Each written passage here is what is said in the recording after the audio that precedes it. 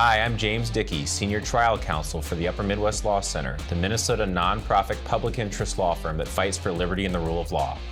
Welcome back to Minnesota Law Weekly, where Doug Seaton and I update you on important developments on legal issues in Minnesota. Today we are discussing a popular topic, election integrity, again.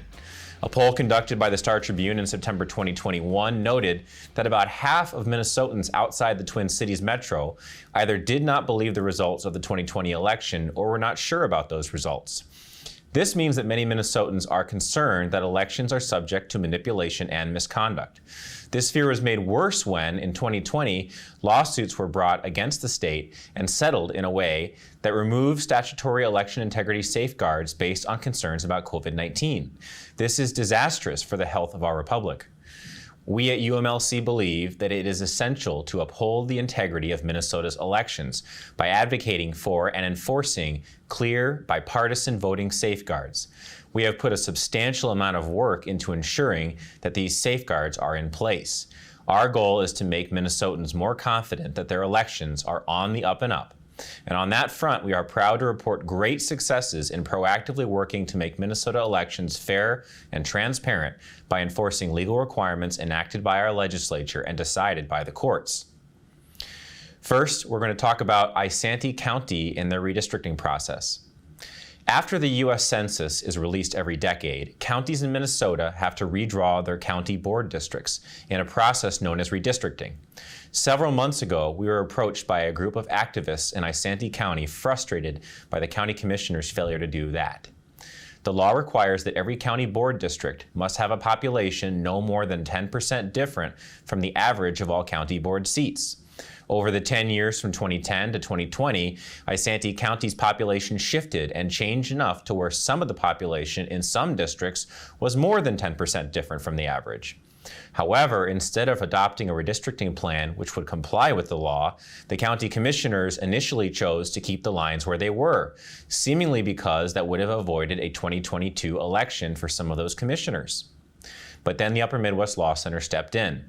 We sent a letter to the county board and asked, politely but firmly, that they adopt a different resolution that complied with the law. We informed them that if they failed to do so, we would take legal action and we would win. They immediately called a special session to address our letter, and they wisely adopted a resolution that redistricted in a manner consistent with Minnesota law. Sometimes it only takes a strongly worded letter, and we are grateful for another win for the rule of law. Let's talk now about the Minnesota Supreme Court's 2022 decision on absentee ballot boards. On March 16, 2022, the Minnesota Supreme Court made a major decision in Minnesota Voters Alliance versus Ramsey County, which interpreted Minnesota's ballot board statute. One of the most important requirements of that decision was that only party-balanced election judges can compare signatures between absentee ballot envelopes and absentee ballot applications if the identification numbers used on both do not match. This is not a small thing. In the 2020 primary and general elections, 1.9 million out of Minnesota's 3.3 million ballots cast were cast absentee. Of those ballots, over 32,000 were rejected for various reasons.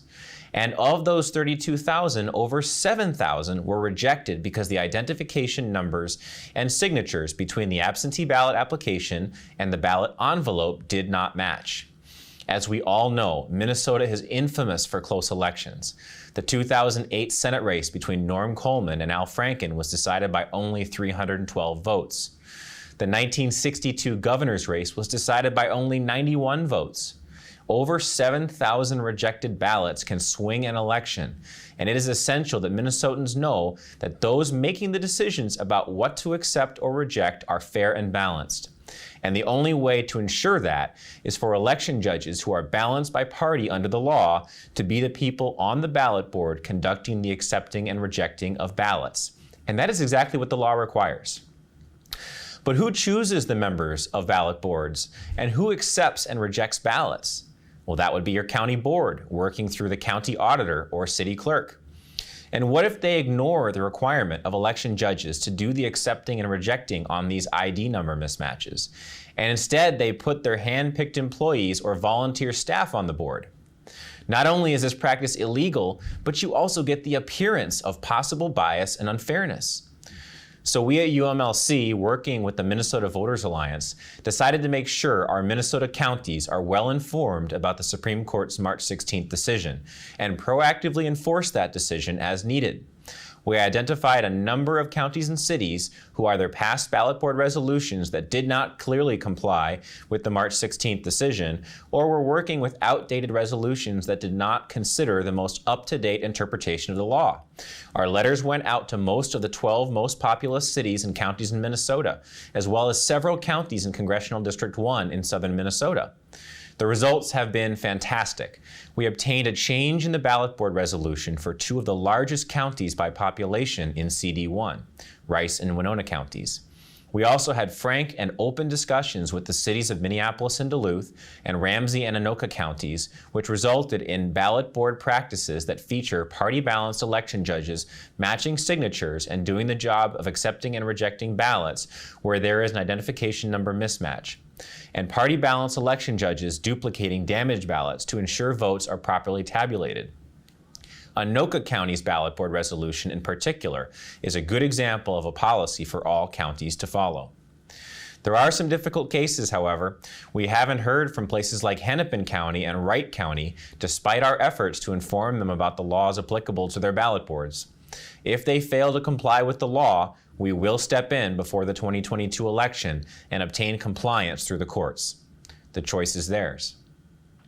Well, that's it for this week on Minnesota Law Weekly. You can learn more about the Upper Midwest Law Center's many cases by visiting www.umlc.org or visit us on Facebook and Twitter. And you can also make a confidential, tax-deductible donation on our website or by sending us a check. Thank you, and we'll see you next week.